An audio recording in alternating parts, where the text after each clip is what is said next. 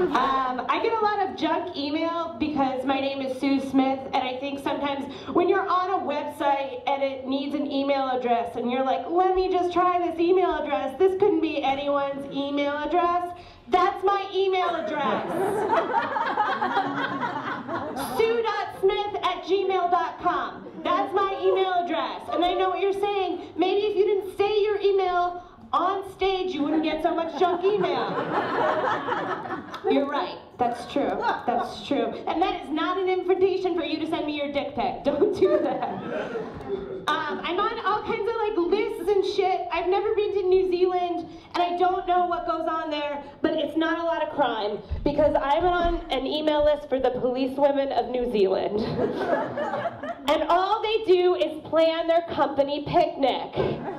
Last week I got 10 emails about this barbecue. And then finally I wrote back and I was like, ladies, gonna bring my gluten-free pasta salad, hope you like it. No more emails about that barbecue. None. I'm all over the Facebook. I will approve friend requests from almost anyone because I don't want to let them down. Even strangers. The one person I have blocked, however, is my own mother. That lady cannot know about my life. She cannot see my BuzzFeed quizzes. She cannot know that I am a Salt Lake City. Can you believe it? No, the real reason I have her blocked is because I didn't want her to find out that over the summer I went to the gathering of the Juggalos, you guys. That's not what I'm ashamed of. What I'm ashamed is that I had to drive through my hometown to get there, and I skipped a family reunion to go. Your boy's a shitty daughter. It was like everything you'd expect, you know, like people throwing sticks of dynamite at you, like weird, naked people with sinewy meth bodies. It was exactly what it was like. But one thing I didn't expect was there was like skin suspension, which was like people on a stage like this, just hanging by their skin with big meat hooks and just like getting batted around with bottles of Faygo. That's what happened. And I saw that, and what I said to myself was, what do you guys do? What happened to real fun? This is what you're doing for fun. What happened, guys? There are a lot of weirdos out there. I was in Times Square, okay?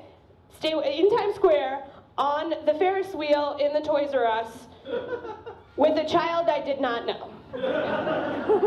We were sitting across from each other. We were suspended in the air. You know, like they stopped the Ferris wheel sometimes. We were suspended in the air. We hadn't said a word to each other, and I felt like I had to talk to her and break the ice, do some crowd work.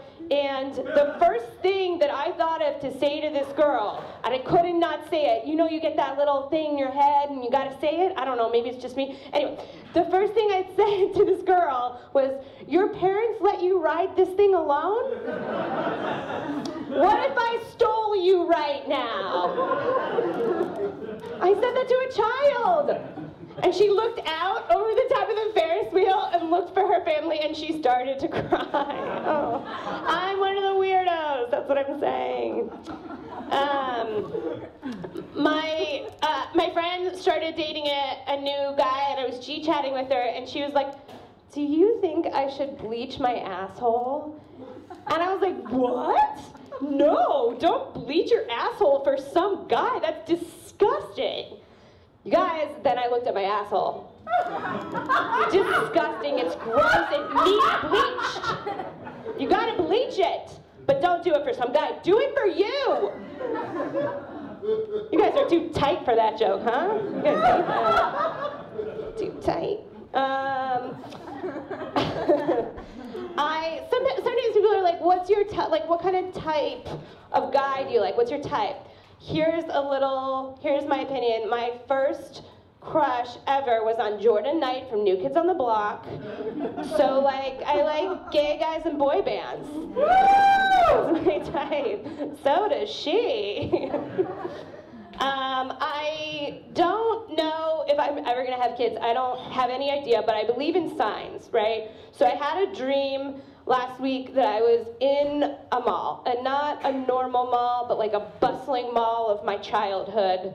It was like a Ponderosa, and a Radio Shack, and people were going to buy batteries, and like a wall-to-wall sound and video.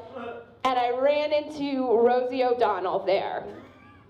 And she was with her wife and her 4 kids. And I said, hey, Rose, should I have kids? And she said, it's not worth it. I was like, okay, I'm not having kids. And I guess that's a sign. And then the next night I had a sex dream about my dead dad. Not having kids. Not having kids. You guys are like, what? I told you I started out with a therapist business card, you guys. I told you where I was going. Please, don't pretend like I didn't warn you. Don't pretend. You know when if you're in a hurry in the morning and you go to work and you're like, I'm not going to put my makeup on. I don't put my makeup on until I get to work, and I've said hi to everybody, and then I go into the bathroom and I put on my makeup and I come out and I whisper behind their backs, my face is a lie. My face is a lie.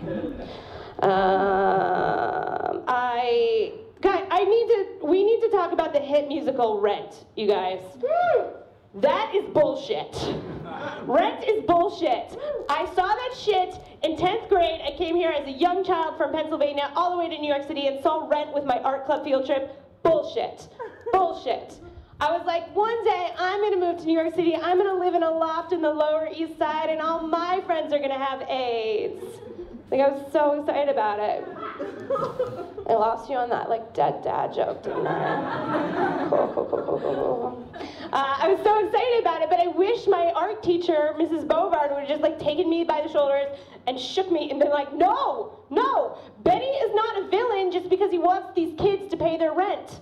Benny is a hero. Benny owns an entire building in the Lower East Side. He is a fucking hero. You should strive to be Benny. I wouldn't be on the stage right now. If she had done that, I would be on a yacht, in a river. It would be a riverboat, really. It would be like a shrimp buffet that had been sitting out for a long time. That's just how my life would go. I used to teach yoga here in New York City, and people make a lot of assumptions about you when you say that. They assume that you like eat granola and you're into like horoscopes and you're like a slutty pretzel. That's true. You just hang out at Auntie Anne's all day waiting for someone to lick cheese off me. That's true. The hardest thing about teaching yoga, though, is just pretending that farts aren't funny. Because they are. And in yoga, people fart all the time. I had this guy in my class, and he had the chiseled jaw of a rich man. And he farted really loudly, and he was like, oh my God, I'm so sorry. And I was like, buddy, don't be sorry. It happens all the time. I should be sorry. I'm going to tell this to everybody. All right, I'm Sue Smith. You guys have been great.